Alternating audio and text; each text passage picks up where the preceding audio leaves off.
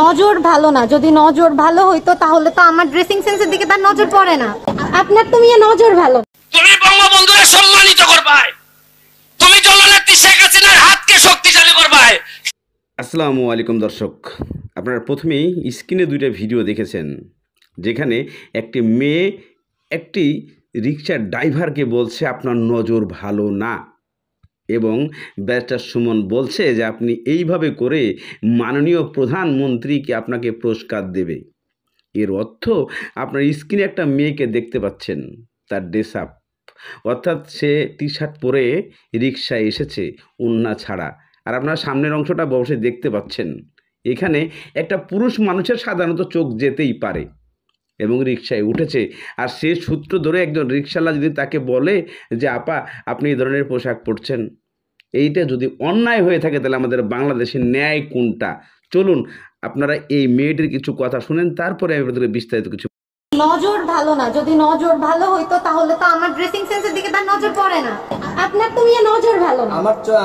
আমার নজর ভালো দেখে তো আপনার তো নজর ভালো না। আমি তো এমন ভাবে কাপড় চোপড় পরি নাই যে আমার শরীরের কোনো অঙ্গ দেখা যাচ্ছে। সরি ফার্স্ট, আজকে আপনারা ভাইরাল করব। আচ্ছা আপনি ভিডিও করেন না? আচ্ছা এক্সকিউজ মি, একটু ভিডিও করেন, আপনি শুনেন। আপনাদের মতো লোকের জন্য আজকে আমরা মেয়েরা স্বাধীনভাবে চলাফেরা করতে পারি। আপনি মামা রিকশা চালাই খান, আপনার কাজ রিকশা চালানো, আপনি ড্রেসিং সেন্স নিয়ে কথা বলবেন কেন? দুই তিনবার টানও দিছে, টান দিয়ে তারপর গামছা ফেলে দিছে। আপনি কি এটা করতে পারেন? না আপনি কি এটা কলার ধরতে পারেন? সে রিকশা চালক, সে গরিব মানুষ। দর্শক বন্ধুরা, আপনারা এই মেয়েটির কথা শুনেছেন। এই কথাগুলো শুনে আপনার নিজেদের কাছে কি ধরনের প্রশ্ন করছেন যে এ একটা মেয়ে মানুষ এভাবে যদি চলাফেরা করে, পৃথিবীর কয়জন পুরুষ নিজ দিকে তাকাবে না ওই মেয়ের দিকে তাকাবে?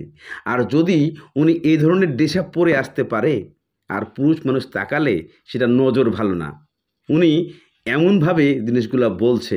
তবে এর উত্তরটা আপনারা যারা দেখবেন আজকের ভিডিওটা কমেন্টে অবশ্যই জানাবেন। তবে ব্যারিস্টার সুমনের কিছু কথা আপনারা শুনে আসেন, তাহলে বুঝতে পারবেন। তুমি বঙ্গবন্ধুকে সম্মানিত করবাই, তুমি জননেত্রী শেখ হাসিনার হাতকে শক্তিশালী করবাই। সামনে মুখে মুখে আনাইনজার পরে টেহানি জায়গা এগুলা হবে না।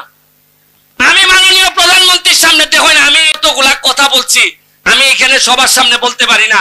যতগুলা কথা বলছি আমি সবগুলা কাজের কথার ব্যাপারে উনি অ্যাকশন নিছেন, এটাই আমার সবচেয়ে বড় প্রাপ্তি। দর্শক বন্ধুরা কি বলবো, আর তো কানে ঢোকে না, মাথায় আসে না। এই মেয়েটির কথা শুনে এবং ব্যারিস্টার সুমনের কথা শুনে নিজের কাছে মনে হয়েছে মেয়েটার কাছে গিয়ে কোনো একটা কিছু করে আসি, তাহলে মনে শান্তি পাবে।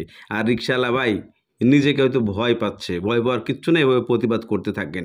এরা দেশটারে বাপের সম্পদ পায় নাই, যে যা মনে করবে যেমনি মনে করবে, তাহলে কাপড় ছাড়াই বাংলাদেশে মাটিতে আসুক, চলুক রিকশা নিয়ে, কেউ তাকাবে না। কিন্তু সেটা যদি না পারে তাহলে পোশাকটা ভালো পরতে হবে। আসসালামু আলাইকুম।